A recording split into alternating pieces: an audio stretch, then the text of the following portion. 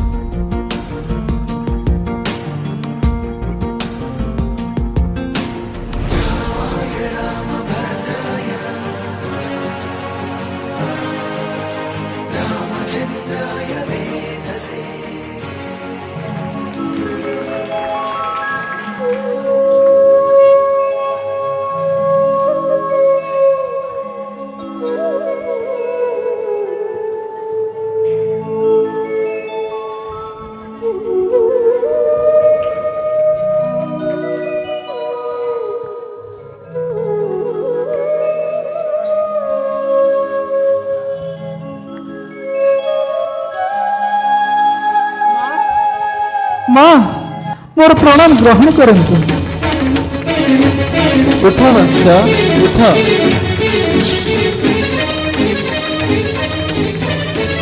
ये कौन माता आज ये किभली वस्त्र परिधान करचंती? आपणकर आभूषण नहीं, आपणक मथारे सिंदूर नहीं, पिताश्री आपणक कक्षरे मध्य नहांती। कौन है माता ये अयोध्या आज एते शून्य कहीं लगुच? कहती मो पिताश्री कहतु माता कहती? पुत्र जी संसार रे जन्म निये ताको दिने ना दिने ये संसार त्याग करने को पड़ता। प्राण त्याग परे जो गति महात्मा पुरुषों को हुए से पदरे से अधिष्ठित तुम पिता परलोक को चली जाइछन्ति। पुत्र परलोक को चली जाइछन्ति।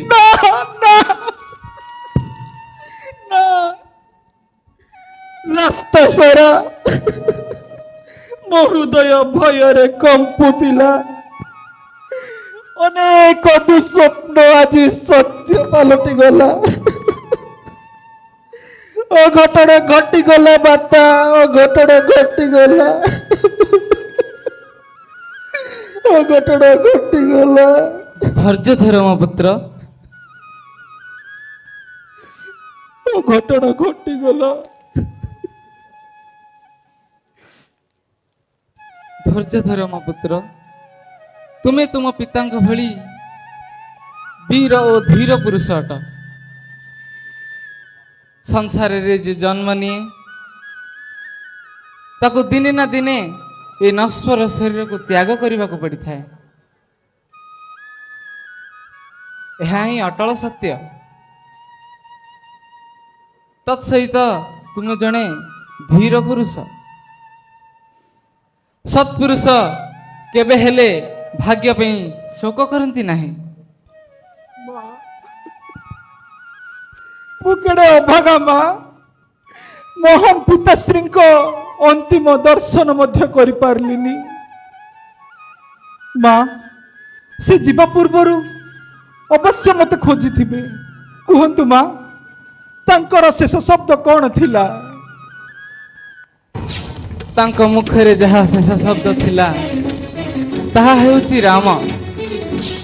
ସେ କେବଳ ଭାଇ ରାମକୁ ହିଁ ଡାକିଲେ। କଣ ଭାଇ ରାମଙ୍କୁ ହିଁ ଡାକିଲେ?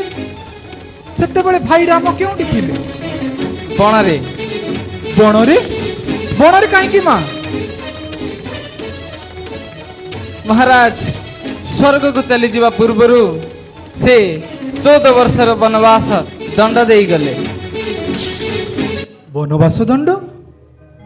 ଏଇ ଦଣ୍ଡ ତ ଭୟଙ୍କର ଅପରାଧୀଙ୍କୁ ଦିଆଯାଏ। ମୋ ଭାଇ ତ ସତ୍ୟ ଧର୍ମ ଓ ମର୍ଯ୍ୟାଦାର ମୂର୍ତ୍ତି ଅଟନ୍ତି। କୁହନ୍ତୁ ମା, ତାଙ୍କୁ ଏ ଦଣ୍ଡ କାହିଁକି ଦିଆଗଲା? ଏହା ଏକ ଲମ୍ବା କାହାଣୀ ଭାରତ, ତୁମେ ପରେ ଶୁଣିବ। ବର୍ତ୍ତମାନ ତୁମେ ଯାତ୍ରାରୁ କ୍ଳାନ୍ତ ହୋଇ ଫେରିଛ, ଟିକେ ବିଶ୍ରାମ କର। ଆଗକୁ ମହାରାଜାଙ୍କ ଅନ୍ତିମ ସଂସ୍କାର ମଧ୍ୟ କରିବାକୁ ପଡ଼ିବ। ଅଯୋଧ୍ୟାର ରାଜ୍ୟ ଭାର ମଧ୍ୟ ସମ୍ଭାଳିବାକୁ ପଡ଼ିବ। କୌଣସି ରାଜା ଶିଶୁ ଭଳି କାନ୍ଦିବା ଆଦୌ ଶୋଭା ପାଇ ନଥାଏ। ବର୍ତ୍ତମାନର ସମୟ ଅଶ୍ରୁ ଗଡ଼ାଇବାର ନୁହେଁ ପୁତ୍ର, ତୁମର କର୍ତ୍ତବ୍ୟ ଉପରେ ଚିନ୍ତା କରିବା ଦରକାର। ଆପଣ ଠିକ କହିଛନ୍ତି ମା, ବର୍ତ୍ତମାନର ସମୟ ଅଶ୍ରୁପାତର ନୁହେଁ। ମୋତେ ଏମିତି ଲାଗୁଛି ଏ ରାଜମହଲରେ ଏକ ଷଡ଼ଯନ୍ତ୍ର ରଚନା କରାଯାଇଛି। କିଏ ଏକ ଦୁଷ୍ଟ ଆମ ସୁଖ ଶାନ୍ତି ଭରା ଜୀବନରେ ହଳାହଳ ବିଷ ଭରି ଦେଇଛି। ମୋର ପ୍ରଥମ କର୍ତ୍ତବ୍ୟ ଏହିକି ଯେ ସେଇ ଷଡ଼ଯନ୍ତ୍ରର ମୂଳରେ ପହଞ୍ଚି ତାକୁ ଖୋଜି ବାହାର କରିବା, ଯିଏ ମୋ ପିତାଙ୍କୁ ହତ୍ୟା କରିଛି, ଯିଏ ମୋ ଭାଇଙ୍କୁ ଦେଶରୁ ନିର୍ବାସିତ କରିଛି, ଯିଏ ଆମ ଉପରେ ଏପରି କ୍ରୂର ଆଘାତ କରିଛି। ମୁଁ ତାକୁ କଦାପି ଛାଡ଼ିବି ନାହିଁ ମା, ମୁଁ ତାକୁ କଦାପି ଛାଡ଼ିବିନି। ତାହେଲେ ତୁ ତାକୁ ପ୍ରାଣଦଣ୍ଡ ଦେବୁ? ଅବଶ୍ୟ ମୁଁ ତାକୁ ପ୍ରାଣ ଦଣ୍ଡ ଦେବି। ତାହେଲେ ସେଇ ଦଣ୍ଡ ମତେ ଦେବାକୁ ପଡ଼ିବ। ଆପଣଙ୍କୁ? ଆପଣଙ୍କୁ କାହିଁକି ମା? ହଁ ମତେ, କାରଣ ମୁଁ ହିଁ ମହାରାଜାଙ୍କୁ 2ଟି ବର ଯାଚନା କରିଥିଲି ଏବଂ ସେ ମଧ୍ୟ 2ଟି ବର ମତେ ପ୍ରଦାନ କରିଥିଲେ। କେଉଁ ବର? କାହାକୁ ଦେଇଥିଲେ ସେଇ ବର? ମତେ ସେ କହିଥିଲେ ଯେତେବେଳେ ଇଚ୍ଛା ସେତେବେଳେ ମାଗି ନେବୁ। ଏପଟେ ତୁ ମାମୁଁ ଘରକୁ ଚାଲିଯିବା ପରେ କୌଶଲ୍ୟାଙ୍କ କଥା ଶୁଣି ସେ ରାମଙ୍କ ରାଜ ଅଭିଷେକ କଥା ନିଶ୍ଚିତ କରିଦେଲେ। କୌଶଲ୍ୟା ଭାବିଲେ ମାତା କୈକେୟୀଙ୍କ ପୁତ୍ର ତ ଭରତ ଏଠାରେ ନାହିଁ, ଅବସରର ଲାଭ ଉଠାଇ ନିଜ ପୁତ୍ରକୁ କାହିଁକି ବା ରାଜା ନ କରିନେବି। ତତେ ଏ ରାଜ୍ୟରୁ କେହି ହେଲେ ବଞ୍ଚିତ କରିପାରିବେ ନାହିଁ ପୁତ୍ର। ମୁଁ ଥାଉ ଥାଉ ତତେ ଏ ରାଜ୍ୟରୁ କେହି ହେଲେ ବଞ୍ଚିତ କରିପାରିବେ ନାହିଁ। ସେହି ସମୟରେ ମୁଁ ମହାରାଜଙ୍କୁ 2ଟି ବର ମାଗିନେଲି। ପ୍ରଥମ ବରଟି ହେଲା ମୋ ପୁତ୍ର ଭରତ ଅଯୋଧ୍ୟାର ରାଜା ହେବ। ଦ୍ୱିତୀୟ ବରଟି ତୁମର ଭାଇ ଶ୍ରୀରାମଚନ୍ଦ୍ର 14 ବର୍ଷ ପାଇଁ ବନବାସ ଯିବେ। तो रास्ता मु निष्कटंक करदेली पुत्र, निष्कटंक करदेली। बेचारी मंथरा एथिरे मते पूर्ण सहायता करिछि। से ही मो आखि खोली देछि। आउ कथा रहिला राम लक्ष्मण और सीता बिना आपत्ति रे वन को चली गले। सब कथा मु संभाली नेली। राम को विच्छेद रे महाराज दशरथ स्वर्ग को चली गले। समस्त कार्य अत्यंत सुरखुरे हो गला। पुत्र पुत्र भरत मु जहा करिछि तो भल पई करिछि पुत्र, तो भल पई। तुमर भल करिना, तुमर सर्वनाश करदेलु। तू मते ए रघुकुल रे कलंकित पुरुष करदेलु। अरे पापिनी, यार तो भल होई थांता जो दिन मु जन्म हेली से दिन मोर तंटी चिपी मते मारी दे थांतु ताहले आज मु ए विकलांगर मृत्यु मरी न थांती। मोर भाग्यर विडंबना देखंतु मते रघुकुल भली उज्जवल वंश मिलिला। महान पराक्रमी सत्यनिष्ठ परम धर्मात्मा दशरथंग भली पिता मिलिला। त्रिलोकरे वंदनीय श्रीरामचंद्रंक भली भाई मिलिला। आउ तो भली पापिनी कुलनाशिनी निज माता गर्भर जन्म दिया गला। ता ठारू बा परिहास किए कहा सहित कौन बा करिवो। अरे पापिनी श्रीराम को वन को पठेबा कथा कहला बेले तो जीभ खंड विखंडित हला नहीं कहीं तुम आत्मा चित्कार कला नहीं कहीं। मूर्ख निज को भाग्यहीन माने करुछु। अरे मोर भाग्य तो से दिन फाटी गला जो दिन श्रीराम को 14 वर्ष पाई वन को पठेई दिया गला। हे माता जो श्री रामचंद्र तुमको मां ठारू मध्य अधिक स्नेह करुथिले, जो कौशल्या माता तुमको भौणी ठारू मध्य अधिक स्नेह करुथिले, तांकर एकमात्र पुत्र को वन को पठेबा कथा कहला बेले तुम आत्म चित्कार कला नहीं कहीं तुम जीव खंड विखंडित हला नहीं कहीं। तू कहीं भावुनु जे सब माता को निज पुत्र उपरे लोभ हुए। लोभ लोभ सब पापर मूल। लोभ तो भली मनुष्य को अंध कर दिए जे पाप पुण्य मध्य किसी देखा फरक देखे ना। मु तो मां पुत्र ना तू मोर मां नुह। जदि मो स्वर ए लोकर परलोक पर्यंत शुभुथिबो ताहले पिताश्री आपण सुनी रखंतु।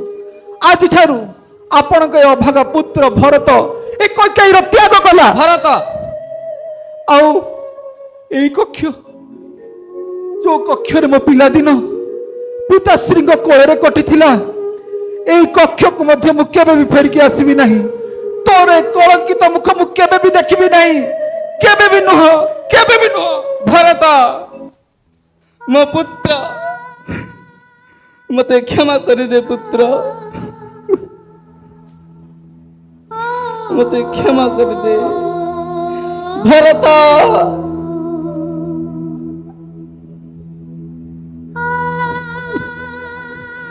मते क्षमा कर दे पुत्र मते क्षमा कर दे।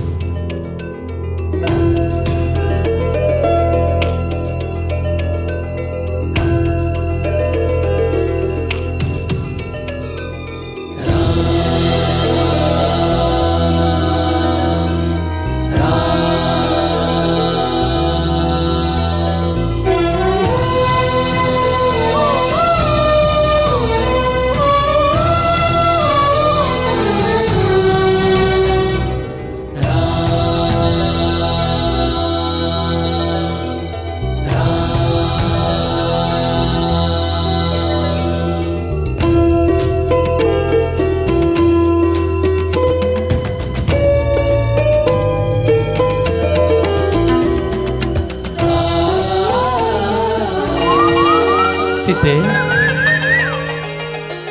यह सत्य जे मो राज्य प्रतिभष्ट होई निज प्रियजन मान पृथक ही अच्छी किंतु जेतेबेले मु चित्रकूट पर्वतर रमणीय दृश्य को देखे मो समस्त क्लांत दूरीभूत होता है। हे प्राण वल्लभा ए चित्रकूट होउछि हमर अयोध्या ओ एठार थिबा पशुपक्षी हमर प्रजागण कांते तुमको कौन ए चित्रकूट पर्वतर रमणीय दृश्य हृदयस्पर्शी मन हो नहीं? रघुनंदन वनवास आपणक सहित आसवा पूर्वर मो द्वारा कहुआ वचन निश्चित रूपे आपण को स्मरण थिबो। आपणकर उपस्थिति रे मु सर्वदा आनंद अनुभव करिवे स्वामी। आ जदि कथा आसे ए नैसर्गिक तपोवनर ताहले विषादर प्रश्न उठनी स्वामी। हे जनक नंदिनी विविध मणि द्वारा परिपूर्ण ए चित्रकूट पर्वत देवराज इंद्रंक नंदनकानन ठारू सहस्र गुण उपमेय विभिन्न पुष्प मानकर सुगंध द्वारा आवृत एही पर्वत मान सहस्र आश्रादी उच्च कोटि फलमूल द्वारा विस्तृत दिवाकरंक उपस्थिति रे एर सौंदर्य ठारू चंद्रमांक उपस्थिति रे एर सौंदर्य जक्षराज कुबेरंक अलकापुरी तुल्य। स्वामी देखंतु ए पर्वतर शिखर कंदर रे विभिन्न दिव्य देहधारी पुरुष माने अछंती। सिद्ध नाग गंधर्व इत्यादि भ्रमण करछंती। देखंतु देवनारी माने और अप्सरा माने किबरी कौतूहल करछंती। आ आपण तो देखिले ना ये प्रकृति आमको किभली कोलाग्रत करिनेला।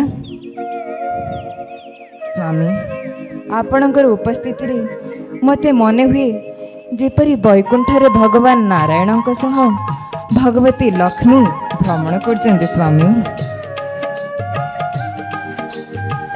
हे प्राण वल्लभा निश्चित निश्चित रूपे प्रकृतिर रूप अतुलनीय किंतु ये प्रकृति मध्य तुमर उपस्थिति मते अधिक प्रिय मन करुछि। जनक नंदिनी ऋषि अत्रि पत्नी माता अनुसूया द्वारा प्रदत्त अमलिन वस्त्र तथा नाना अलंकार मान तुम अंगरे शोभा पाउछि। सीते एई वनवास जीवन को तुम सहित मो दंड बोली विचार करूनी। स्वामी मिथिलार ज्योतिष माने थरे मते कहिथिले मो जीवनर किछि अंश वनवास रे कटिबो बोली। से विषय को नहीं मोर दुखित थिली किंतु भाबी नथिली आपनकर करकमल रे मोर ए वनवास जीवन एते सुख रे कटिबो। स्वामी किछि कहिबा को चाहे। बिना संकोच रे तुम्हें कहि पार सीते। स्वामी मु स्वप्न रे देखिली एक विचित्र दुस्वप्न। विचित्र दुस्वप्न किभଳି ता विचित्र दुस्वप्न सीते?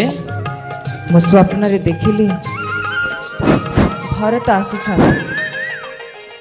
भरतंक सहित समस्ते आसुछन्ति। समस्तंकर मुख मलिन जना पड़ुछि। समस्ते दुखित मध्य जना पड़ुथिले। स्वामी सीते यह तुमर किभଳି दुस्वप्न?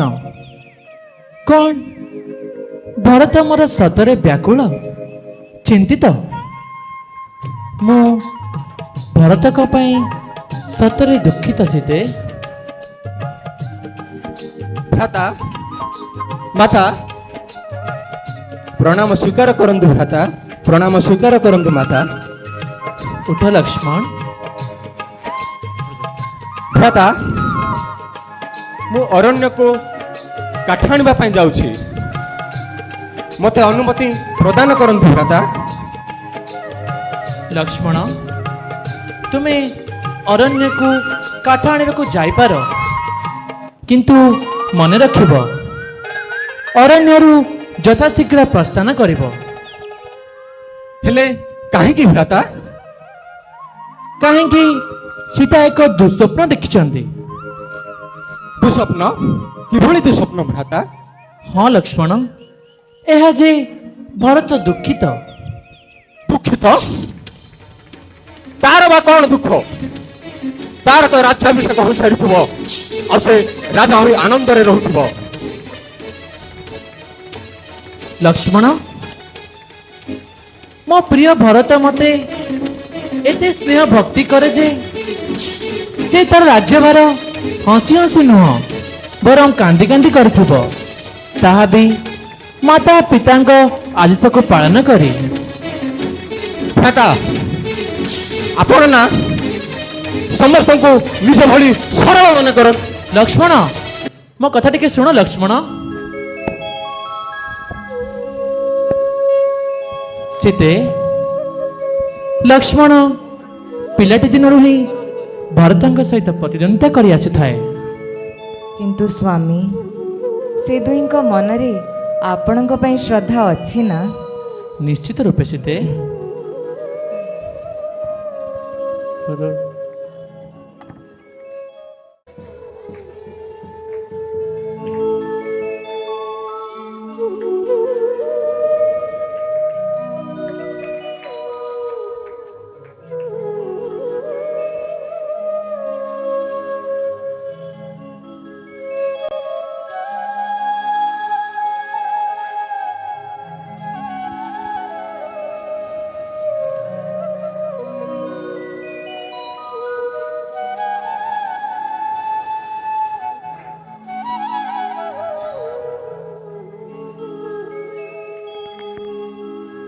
ଗୁରୁଦେବ, ଆମର ପ୍ରଣାମ ଗ୍ରହଣ କରନ୍ତୁ। ତଥାସ୍ତୁ।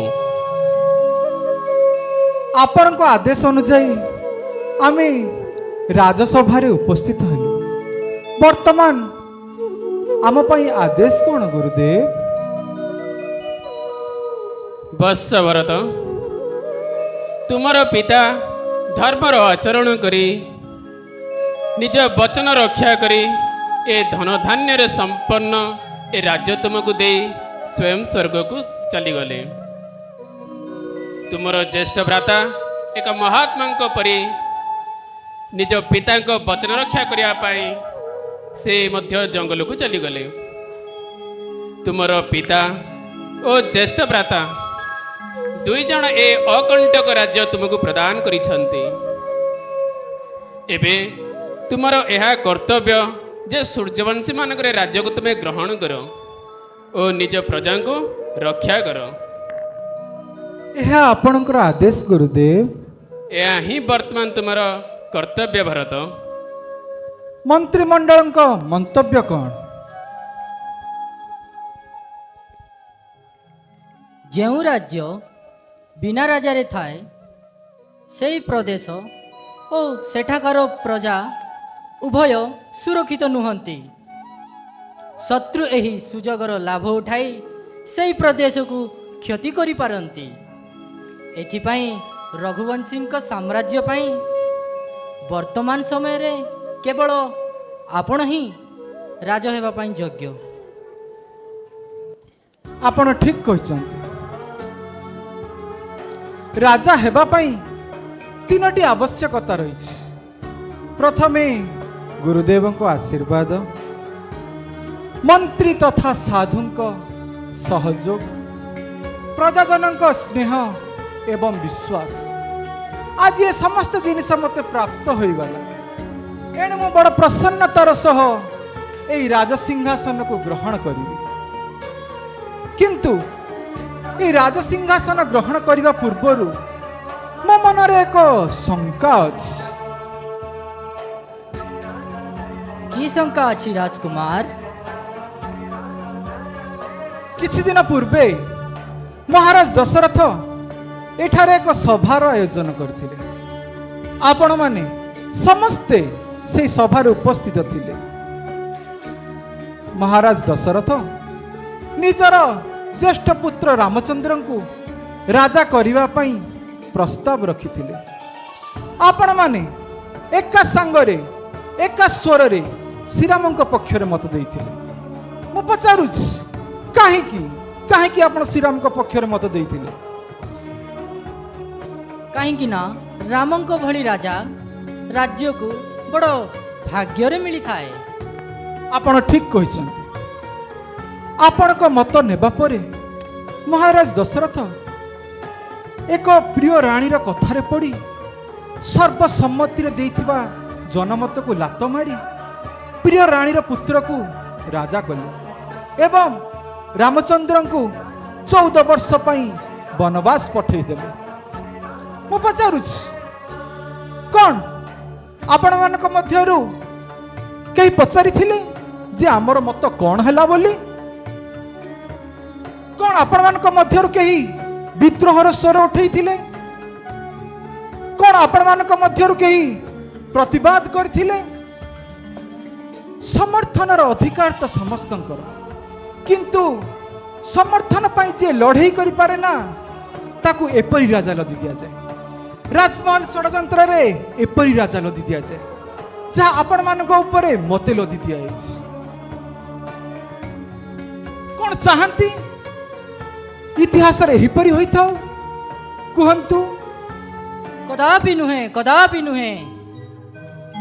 ताले उठंतु उठंतु उठंतु से राजमुकुट एवं राज्याभिषेकर पवित्र सामग्री। ए राज सिंहासन उपरे जार अधिकार अछि तांको राज्याभिषेक से बणरे करी राजा करी ए अयोध्या को फेरे आनिबा।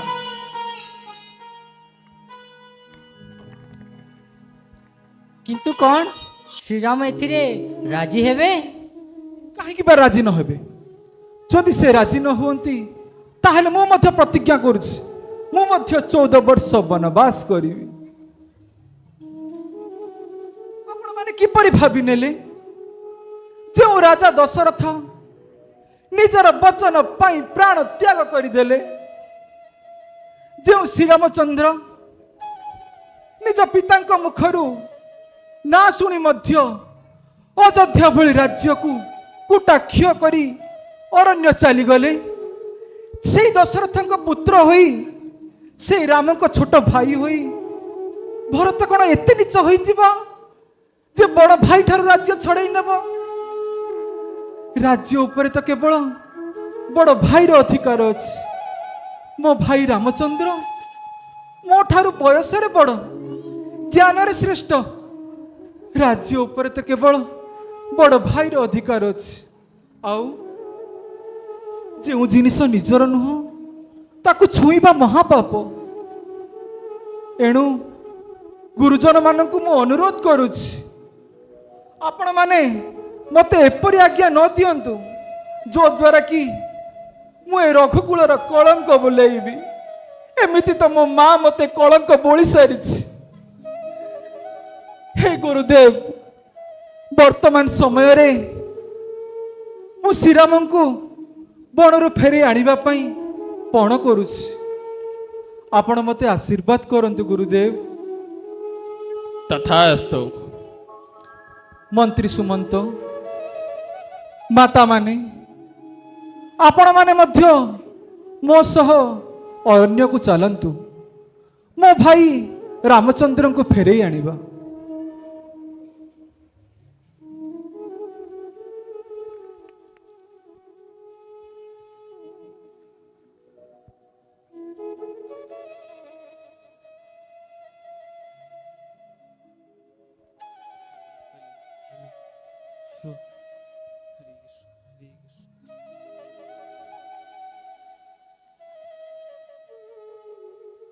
पुत्र भारत, मु मध्य तुम सहित जीवी।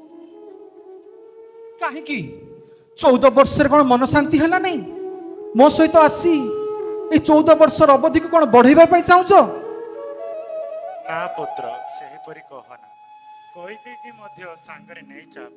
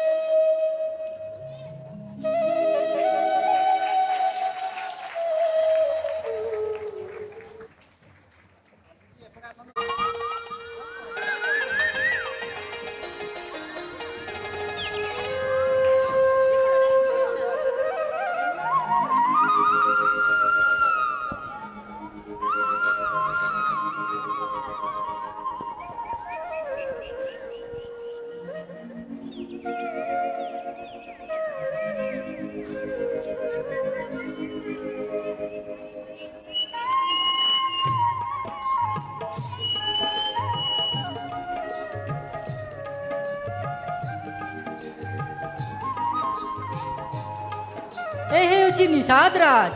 ଦେଖନ୍ତୁ ନିଷାଦ ରାଜ ଆସିଗଲେଣି। ଜୁହାର ଭରତ ରାଜା। ମୋର ପ୍ରଣାମ ଗ୍ରହଣ କରନ୍ତୁ ନିଷାଦ ରାଜ। ଆପଣ ଏ କ'ଣ କରୁଛନ୍ତି? ଭାଇ ଆପଣଙ୍କ ହୃଦୟରେ ଅଛନ୍ତି। ଆପଣ ମୋତେ କୋଳେଇ ନିଅନ୍ତୁ। ମୋତେ ଲାଗିବ ମୋ ଭାଇ ମୋତେ ସ୍ପର୍ଶ କରିବେ। ଆପଣ ମୋତେ ଯୋଗ୍ୟ ବି ଭାବୁନାହାନ୍ତି ନା? ତାହେଲେ ଠିକ୍ ଅଛି, ଏହା ହିଁ ମୋର ଦଣ୍ଡ। ନା ଭାଇ ନା, ଆପଣ ତ ପୁରା ଶ୍ରୀରାମଚନ୍ଦ୍ରଙ୍କ ଅନ୍ୟ ଏକ ରୂପ। ପୁରା ବଡ଼ ଭାଇଙ୍କ ଭଳି ସ୍ନେହ ଆପଣଙ୍କ ପାଖରେ ଅଛି। ଶତ୍ରୁଘ୍ନ ରାଜାଙ୍କୁ ପ୍ରଣାମ କର। ସେ ରାମଙ୍କୁ କହି ଆମକୁ କ୍ଷମା ପ୍ରଦାନ କରିପାରିବେ। ଶ୍ରୀରାମ କହୁଥିଲେ ଆମ ଭାଇ ଭରତ ମହାନ। ସତରେ ଭାଇ ମୋ କଥା ମନେ ପକାଉଥିଲେ? ହଁ, ବହୁତ ମନେ ପକାଉଥିଲେ। ରାତି ସାରା ଘାସ ବିଛଣାରେ ଶୋଇ ଶୋଇ ଆପଣଙ୍କ କଥା କହୁଥିଲେ। ଭାଇ ଭାଉଜ ଘାସ ବିଛଣାରେ ପଡ଼ି ରହିଥିଲେ? ହଁ, ସେଇ ଦେଖ, ସେଇ ବଟବୃକ୍ଷ ତଳେ ଘାସର ବିଛଣା ପଡ଼ିଛି। ସେଠାରେ ମାତା ରାମଚନ୍ଦ୍ର ଓ ମାତା ସୀତା ଶୋଇଥିଲେ।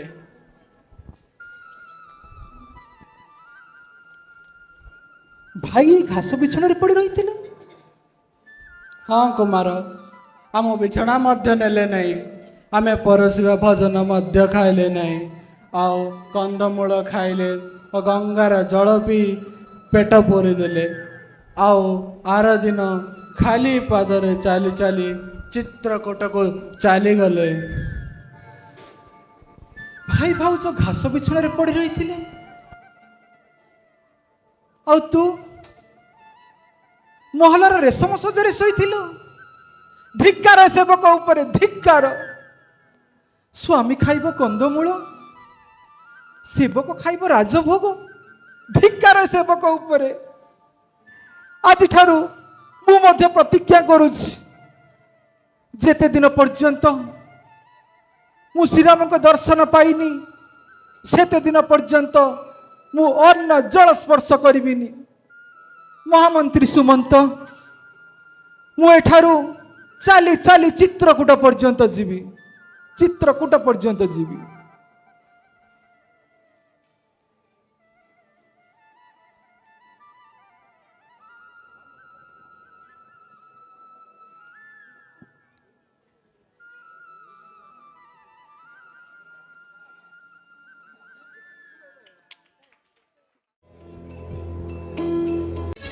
ଆପଣଙ୍କୁ ମୋରାଣ ଭ୍ରାତା, ମୁଁ ଆପଣଙ୍କର ଚରଣ ଶପଥ ନେଇ କହୁଛି, ଯଦି ମୁଁ ପ୍ରକୃତରେ କ୍ଷତ୍ରିୟ କୁଳରେ ଜନ୍ମ ହୋଇଥାଏ, ଆଉ ଯଦି ମୁଁ ପ୍ରକୃତରେ ଜଣେ ରଘୁବଂଶ ହୋଇଥିବି, ତେବେ ସେ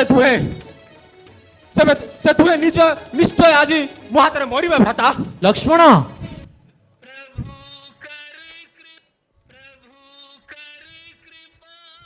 ଲକ୍ଷ୍ମଣ,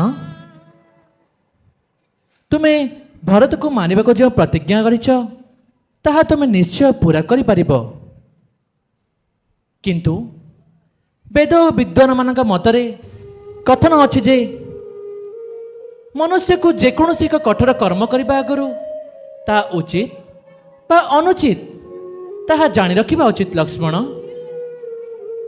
କୌଣସି ବା ଏକ ମହାନ କାମକୁ ଅକସ୍ମାତ କରିବା ଅନୁଚିତ।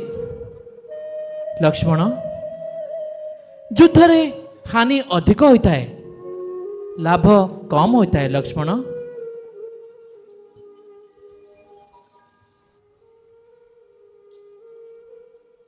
ଭାଇ ଭାଇ ସୀତେ, ତୁମେ ଶୁଣିପାରୁଛ? ଇଏ ତମ ଭରତଙ୍କ ସ୍ୱର। ଲକ୍ଷ୍ମଣ, ତୁମେ ଶୁଣିପାରୁଛ? ଇଏ ତମ ପ୍ରିୟ ଭରତଙ୍କ ସ୍ୱର। ଭାଇ ଭାଇ ଭାଇ ମୋତେ କ୍ଷମା କରନ୍ତୁ ଭାଇ, ମୋର ପ୍ରଣାମ ଗ୍ରହଣ କରନ୍ତୁ। ମୋ ପ୍ରିୟ ଭରତ, ଉଠ ଭରତ, ଉଠ।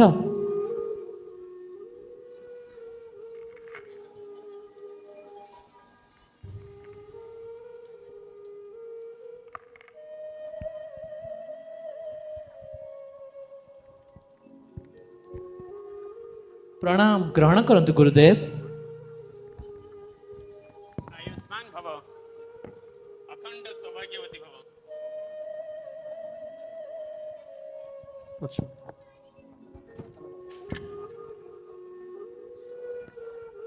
प्रणाम ग्रहण करतु माता। उठ वत्स।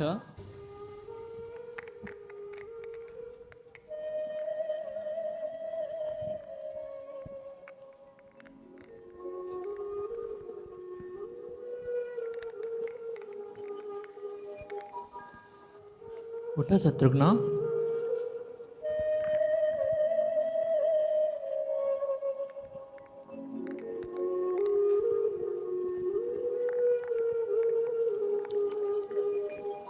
उठ निषाद राज।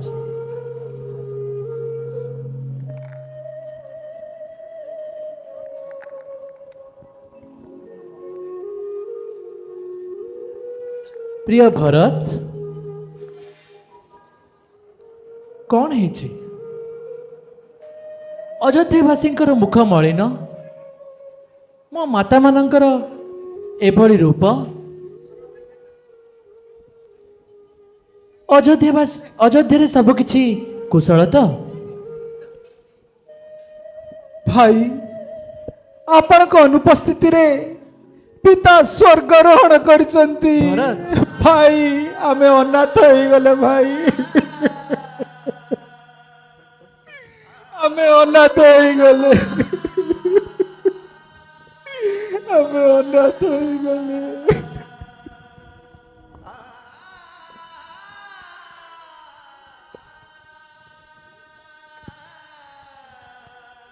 राम, तथाज्ञा गुरुदेव।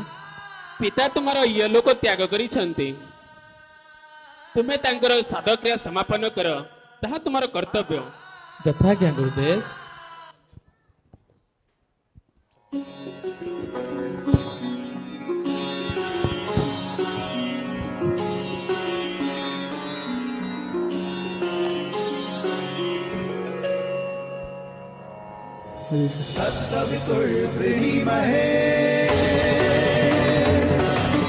वयं देवस्य भोजनम्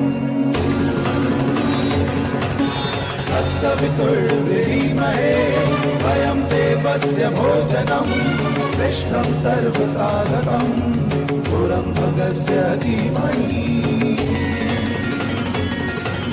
विश्वानि देव सवितर्दुरितानि परसुवा विश्वानि देव सवितर्दुरितानि परसुवा यदा भद्रं तन्ना आसुवा यदा भद्रं तन्ना आसुवा।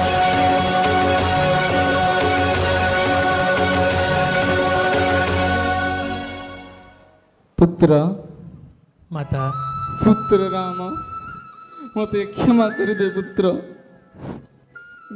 मते क्षमा कर दे। तू अयोध्या को फेरी आस पुत्र, फेरी आस। माता, आपणक उपरे एपरी वृत्तादोष दियंतु नहीं। मो अयोध्या को फेरी पारिबि नहीं माता, फेरी पाइबि नहीं। ए पापी दुष्ट पाई आज आपण को 14 वर्षर वनवास। ना भरत ना, मो माता उपरे तुम एपरी वृत्तादोष दियंते नहीं। आपण अयोध्या फेरी चलंतु भाई, ए अयोध्यार राजसिंहासन केवल आपणक पाई। ना भरत, से अधिकार मु तुमको हसी हसी प्रदान कर सारी। मो अनुरोध रखिबेनी आपण, मो मिनती शुणिबेनी आपण? भरत, मु तुम कथा रखिपारि नहीं। जदि मु ठीक कहूए मो कथा तुम्हें रखिबनी, ताहाल तुम्हें कौन कर भरत? भरत, एठी आमे के का कथा रखि न पारू, किंतु आमे दुई गोटे कथा रखिबा, ताहा हेउछि पितृ सत्य। ମୋ ଅନୁରୋଧ ରଖିବେନି ଆପଣ? ମୋ ମିନତି ଶୁଣିବେନି ଆପଣ? ଭରତ, ଏଥିରେ ଅଯୋଧ୍ୟାର ରାଜନୀତି ରକ୍ଷା ହୋଇପାରିବ, କିନ୍ତୁ ସତ୍ୟ ଓ ଧର୍ମର ରକ୍ଷା କଦାପି ହୋଇପାରିବ ନାହିଁ। ଭରତ, ଭରତ, ମୁଁ ଜାଣେ ରାମଚନ୍ଦ୍ର କେବେ ସତ୍ୟଭ୍ରଷ୍ଟ ହେବେ ନାହିଁ। ମୁଁ ତୁମକୁ ଉପଦେଶ ଦେଉଛି, ତୁମେ ରାମଙ୍କ ପ୍ରତିନିଧି ସ୍ୱରୂପ ରାଜ୍ୟ ଶାସନ କର। ଏଥିରେ କାହାର ସତ୍ୟ ଭ୍ରଷ୍ଟ ହେବ ନାହିଁ।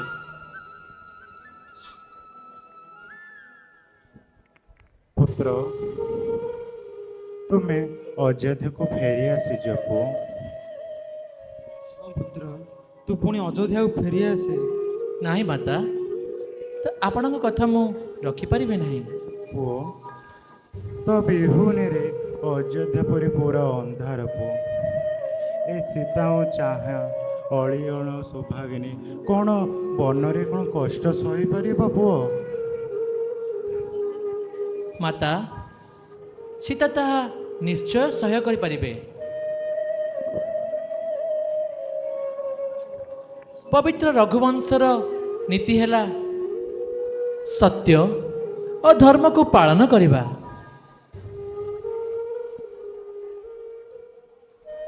ଆପଣ ଯେ ମୋର କେବଳ ବଡ଼ ଭାଇ ନୁହନ୍ତି, ଆପଣ ହେଉଛନ୍ତି ମୋର ଆରାଧ୍ୟ ଦେବତା। ଆପଣଙ୍କର ଏହି ପାଦୁକାକୁ ସିଂହାସନରେ ସ୍ଥାପନ କରି ଆପଣଙ୍କ ଆଦେଶ କ୍ରମେ ମୁଁ ରାଜ୍ୟ ଶାସନ କରିବି। ମୋତେ ଏତିକି ମାତ୍ର ଅନୁମତି ଦିଅନ୍ତୁ ଭାଇ। ମୋ ପ୍ରିୟ ଭରତ, ଧନ୍ୟ ତୁମେ, ଧନ୍ୟ ତୁମ ଭାତୃଭକ୍ତି, ଆଉ ଧନ୍ୟ ଧନ୍ୟ ତୁମ ଭାତୃ ଭଲ ପାଇବା। ଭରତ, ତୁମର ଏହି ଭାତୃଭକ୍ତି ଯୁଗ ଯୁଗ ଅମରରେ ଇତିହାସ ରହିବ। ଭରତ, ତୁମର ଏହି ସ୍ନେହ, ଭକ୍ତି, ଭଲ ପାଇବା ମୋ ବନବାସ ଜୀବନରେ ସମ୍ମିଳିତ ହୋଇ ରହିବ। ଭରତ,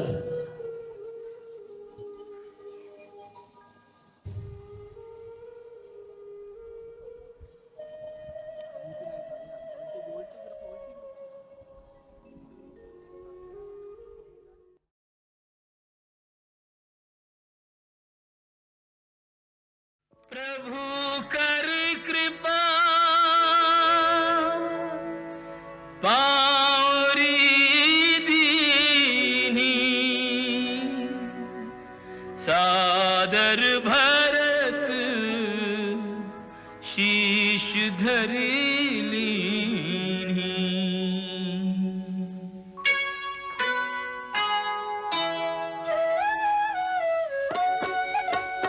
राम भक्त ले चला रे राम की निशानी, राम भक्त ले चला रे राम की निशानी। शीश पर खड़ा हूँ अखियों में पानी, राम भक्त ले चला रे राम की निशानी। राम भक्त ले चला रे राम की निशानी।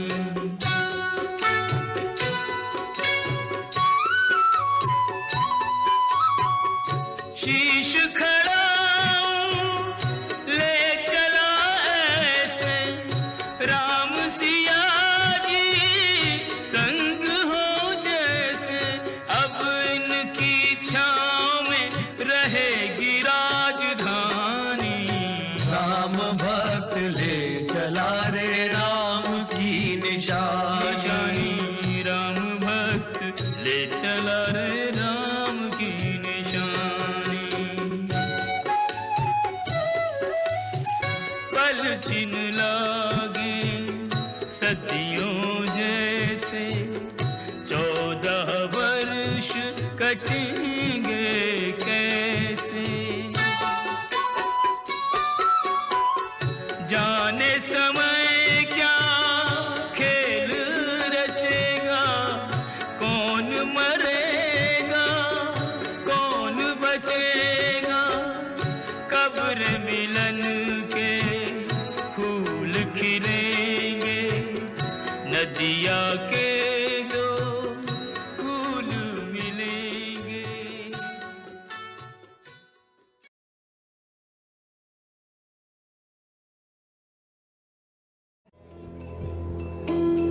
ଶ୍ରୀରାମଚନ୍ଦ୍ର ତାଙ୍କ ପାଦୁକାକୁ ଏହି ସିଂହାସନରେ ସ୍ଥାପନ କରି ମୁଁ ଅଯୋଧ୍ୟାବାସୀଙ୍କ ସେବା କରିବି। ଆଜିଠାରୁ ମୁଁ ଏହି ଅଯୋଧ୍ୟା ନଗରୀରେ ଆଉ ରହିବି ନାହିଁ। ଏହି ନଗରୀର ନିକଟରେ ଥିବା ନନ୍ଦୀ ଗ୍ରାମରେ ରହି ପ୍ରଜାମାନଙ୍କ ସେବା କରିବି। ମୋତେ ଏତିକି ମାତ୍ର ଆଶୀର୍ବାଦ କରନ୍ତୁ ଗୁରୁଦେବ।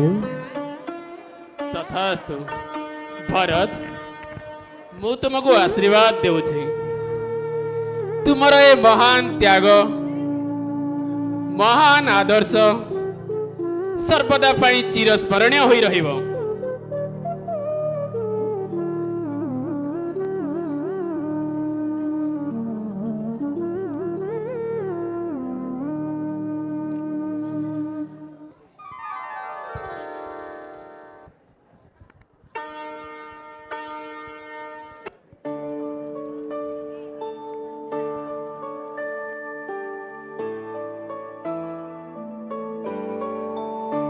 श्री रामचंद्र कृपालु भजु मन हरण भव भय दारुणम् नव कंज लोचन कंज मुख कर कंज पद कंजारुणम् श्री रामचंद्र कृपालु भजु मन हरण भव भय दारुणम् श्री राम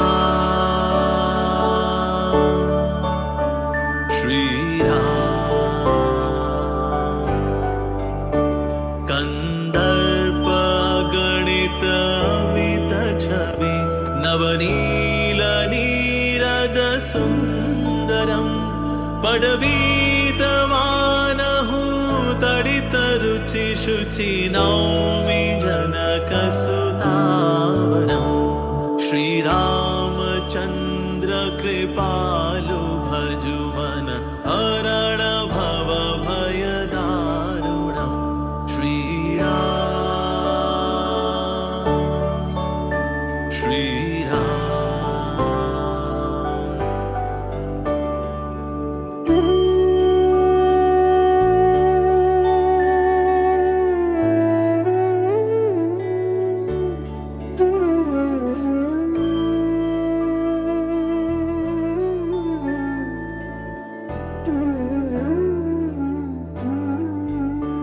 वजुदीन बंधु दिनेश दानव दैत्य वंश निकंदनम रघुनंद आनंद कंद कौशल चंद दशरथ नंदनम श्री रामचंद्र कृपालु भजु मन हरण भव भय दारुणम् श्री राम